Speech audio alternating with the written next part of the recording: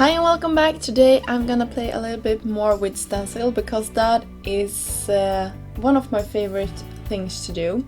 And I saw a picture over at Instagram, and I love Instagram. It's so good for getting some inspiration. But this was actually, I think it was a girl from... I couldn't find a picture when I went to search for it, but I think it was a girl from the design team from MFT that created something similar where she twisted a stencil that were a square and just inked up the edges like I'm doing here and make them overlap, and I thought it looked so cool. So I was immediately inspired to see if I could create something similar, and when I started to create this, it evolved into 2 cards, and I have so many more ideas in my mind that I want to create. I chose a color palette that were lilac, pink, red and orange, and I shifted between the colors, overlapping them slightly every time, making sure that I had some white spots in the middle, because I think that was the thing that made me curious to test this out, because I thought it looked so cool. So unfortunately my camera died and I had to take away some footage that were corrupted. So here we are on our second card already. I took 3 of the colors and I made them slightly overlap, having the white spot in the middle, and you can see how amazing this looks. And you could take pretty much any dye that you have in your stash and create your own stencil, or you can purchase stencils like these. They have been really popular, and Trinity Stamps have a lot of them in their line if you want to check them out. So you can see I got some ink where I didn't want it, and I just went in with my eraser and then I inked up the edges of the orange heart there, so we can have a good transition of color.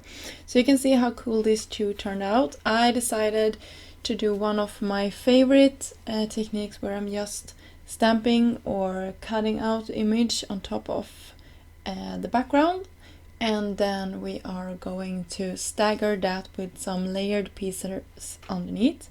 So I'm using a stamp set from Trinity Stamps. All the products are linked down below if you're interested in checking them out. I haven't used this stamp set before, so I am cleaning it off before I'm using it, making sure that I will get a good impression. I'm using my Misty so I can double stamp this and not press too hard. This stamp has a really fine line, so I want to make sure that I am not getting hard lines. I want it to transfer perfectly, and I'm doing the same thing here on the other card.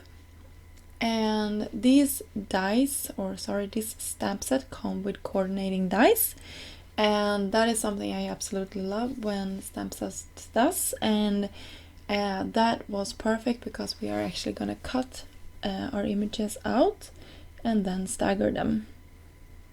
I'm using VersaFine Onyx Black ink here, and this is a trick that I learned, I think it was from Jennifer McGuire, where you just cut the image out and then you can line it up, and you can see that you will get a perfect alignment. And I will do the same thing with our other stamp in a second. And you can see this have never happened to me before. I cut out off camera a lot of white pieces to stagger behind our sentiment, and they actually shifted in the die cutting machine and went over each other, and it had never happened to me before, but the die was okay. Luckily the die was okay, but they got some scarring, or what to call it. So be careful and maybe adhere your dies down when you are cutting them through and running them through your die cutting machine. So you can see here I have staggered a lot of white pieces, and we will just adhere them down on top of one another so you get a staggered look.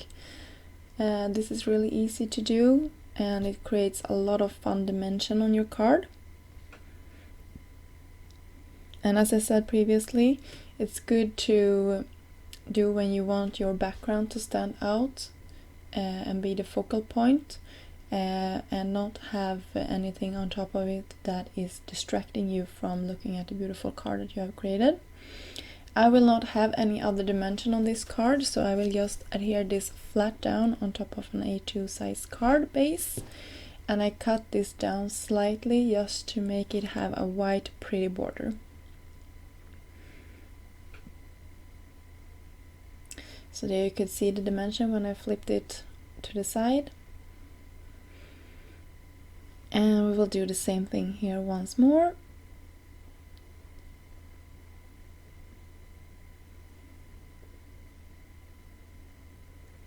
And then we will pop in our pieces. I will finish this card off with some black sequins, also from Trinity Stamps. I can link them down below as well. And that was it for this card, for these cards. I hope you liked the video and the technique, and I'm sure you can find something in your stash to create something similar with.